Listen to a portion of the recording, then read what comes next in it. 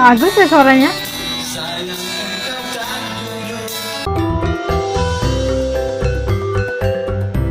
Ojo lali disubrek ya. Assalamualaikum semuanya, selamat kembali ke channel ini. Pada kalian semua yang sangat bantu, support, dukung us juga channel ini, jutaan terima kasih ucapkan. Oke, pada kalian yang baru yang masih belum gabung, ayolah bantu dengan tekan butang subscribe.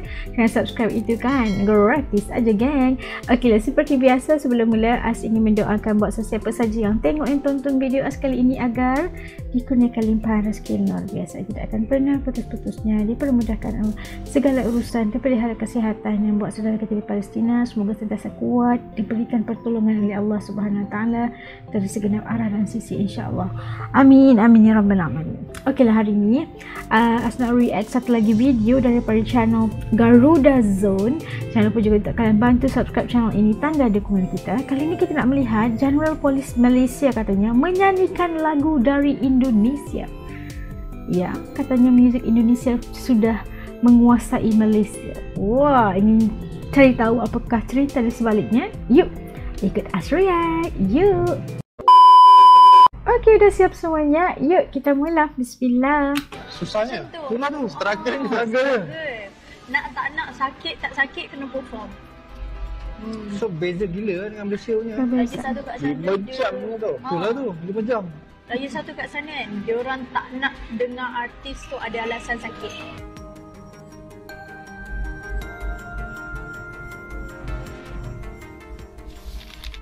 Mungkin banyak yang bertanya, mengapa lagu Indonesia sangat populer di Malaysia, namun tidak berlaku sebaliknya. Sebenarnya lagu-lagu Malaysia pernah merajai dunia musik tanah air sejak tahun 60-an. Namun sayangnya, musisi Malaysia seperti terlena dengan kejayaannya. Mereka sibuk memeras santan dari kelapa yang sama. Contohnya grup band Search yang pernah booming di Indonesia, namun kemudian, Search tidak bisa menangkap fenomena yang sedang terjadi dalam industri musik Indonesia.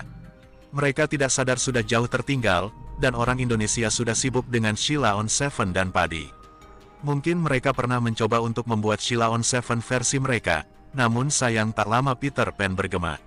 Tak habis-habisnya muncul talenta baru di Indonesia, dan menyebabkan lagu-lagu Malaysia makin tenggelam di Indonesia. Contohnya pada cuplikan dari tayangan berikut ini, yang menurut caption dari video tersebut menampilkan seorang jenderal, yang sedang menyanyikan lagu-lagu Indonesia pada suatu kesempatan. Sebab saya dah 3 bintang lah, so dia 1 bintang. Jadi dia nak naik pangkat lagi ni, dia kena nyanyi.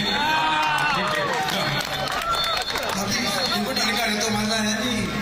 Boleh, satu lagu Dato' Mazlan nyanyi. Nanti kita dengar Dato' Azman dulu.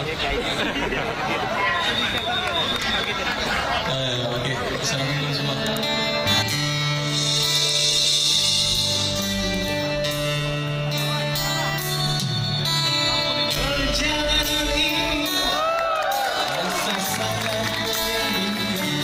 Bagus ya suaranya.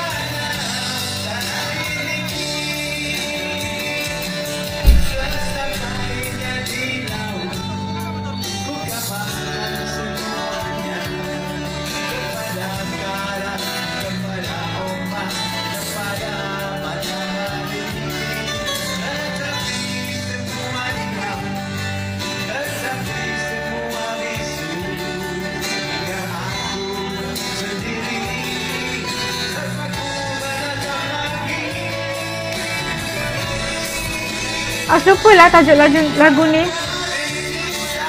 Sangat puitis, punya maksud yang dalam.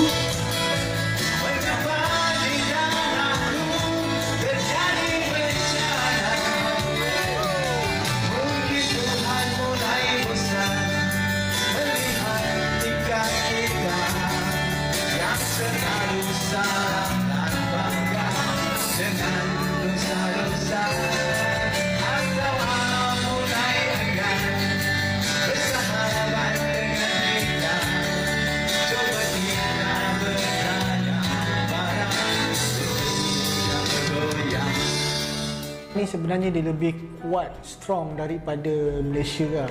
Sebab one of the thing, diorang ada kata menghargai seni muzik tu sendiri lah kan. Dekat Malaysia masih lagi waktu sekolah rendah dah belajar tiup recorder lah, tapi sampai sekarang tak tahu apa guna untuk tiup recorder tu.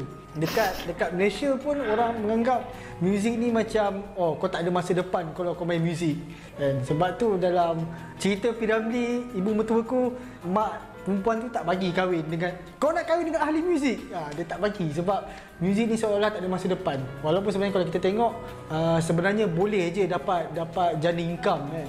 Sebab Indonesia tu salah satu dia yang paling kuat adalah dia punya jumlah penduduk dia yang tinggi lah kan. Jadi kalau kata jumlah penduduk dia yang tinggi yang minat muzik tu, memang diorang akan support betul-betul lah kan. Vinyl ke CD ke diorang memang akan beli, merch ke t-shirt diorang memang akan support. Berbanding dengan Malaysia, kalau dah rate kecil, jadi yang minat indie ni sekecil ni je, jadi susah juga nak balikkan income tu. So banyak yang akan pergi ke mainstream lah.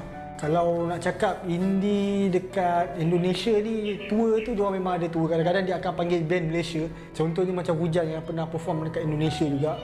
So dekat Malaysia pun pernah diorang panggil Bara Suara kan, CCTC dekat Malaysia juga. Tak silap aku, Nusantara Rocks tahun 2019. Itu dekat Kenanga City Mall kot. Itu diorang memang kita punya organizer Malaysia panggil band daripada luar. Kalau nak cakap kreativiti, lebih kurang je sebenarnya. Malaysia dengan Indonesia lebih kurang sama je. Tapi kalau kata korang kata musician buat satu lagu yang paling bagus pun, tapi tak ada orang support, so tak ada revenue, macam mana diorang nak buat lagu yang lain pula kan? Jadi sebab tu kadang ada satu band yang bagus, keluarkan satu lagu je sebab tak ada support daripada audience. So diorang tak boleh dapat modal balik duit untuk buat lagu baru. Ada orang tanya, ada tak orang daripada Indonesia ni dengar lagu kita? Sebenarnya ada.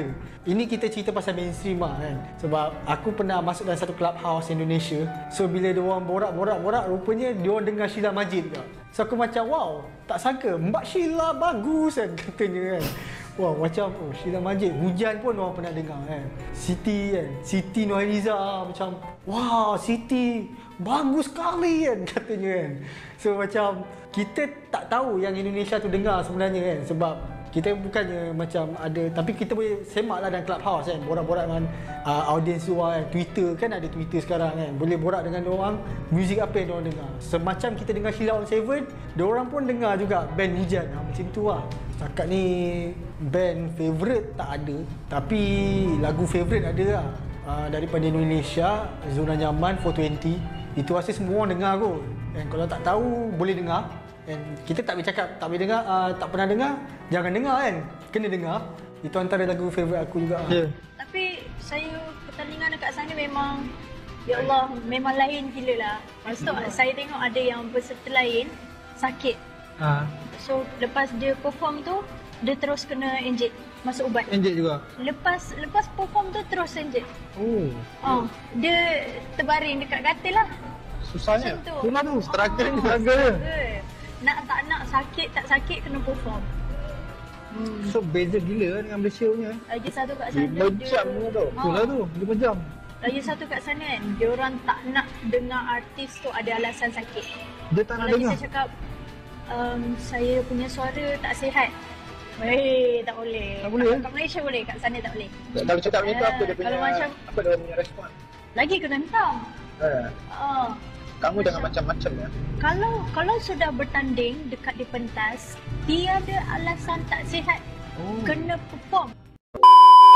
Nah, saya dapat saksikan bagaimana sebenarnya kondisi ataupun keadaan muzik Indonesia itu diterima dengan sangat baik di Malaysia, tapi muzik Malaysia tidak sebaik itu penerimaannya oleh masyarakat di Indonesia. Mungkin kita kayak gimana ya, mau dibilang selera musiknya kali ya, selera musiknya. Dan kita tahu kalau di Indonesia itu band-bandnya gitu, band-bandnya bagus-bagus kan, suaranya, kreativitasnya. Kalau menurut tadi itu bagi As juga kreativitasnya kurang lebih sama aja, cuma lagu-lagu Indonesia itu lebih kayak gimana untuk As, lirik-liriknya itu lebih masuk ya gitu ya, masuk di hati gitu kan. Tapi kalau lagu-lagu di Malaysia juga tidak kurang hebatnya juga, music arrangementnya juga, liriknya juga bagus-bagus, dan mungkin enggak menepati cita rasa pendengar-pendengar musik di Indonesia. Tapi punya tempat tersendiri juga yang ada kelasnya tersendiri gitu. Dan iya, kita tahu sebenarnya musik ini secara kalau kita lihat atau kita perbahaskan, musik ini universal gitu kan. Nggak boleh kita mengatakan oh kenapa kalau lagu ini nggak diterima di Indonesia, tidak diterima di Indonesia kayak gitu. Pendengar itu punya seleranya sendiri gitu, karena lagu-lagu Indonesia itu ada satu zaman di mana zaman dalam 90-an itu lagu-lagu daripada artis Malaysia itu sangat populer di Indonesia gitu kan, kayak perubahan selera dan sebagainya. Tapi sampai hari ini orang Indonesia itu masih lagi mendengar lagu-lagu daripada Malaysia, walaupun tidak sehebat dulu, tapi masih lagi didengar. Tapi kalau orang Indonesia ini, walaupun kita juga masih mendengar lagu-lagu Indonesia, karena mungkin iya bahasa kita mungkin ada samanya gitu yang menyebabkan melonya itu ada antara ciri-ciri orang-orang Malaysia, Indonesia, Singapura gitu kan, perasaannya, jiwanya, sensitivitinya terhadap karya-karya seni ini luar biasa banget. Dan apapun perbedaannya, itu punya tempat tersendiri, punya kelas tersendiri, dan terserah kepada selera pendengar gitu kan. Dan ya kita jangan ngebahas kalau yang ini lebih bagus, yang ini nggak bagus gitu kan. Tapi untuk kalau sama-sama kita mendukung antara satu sama lain, banyak faktor sebenarnya yang boleh kita satukan negara Malaysia Indonesia ini. Jangan berantem dong. Ya, dan kita berdoakan setiap hari kalau boleh kita mencapai kedamaian, mencapai keharmonian dalam hidup bermasyarakat di dunia yang sementara ini, ya kan? Yang baik-baik aja kita mohon di kedepannya, sukses dalam pelbagai bidang Malaysia Indonesia, insyaallah. Sampai ketemu lagi di lain video. Dadah.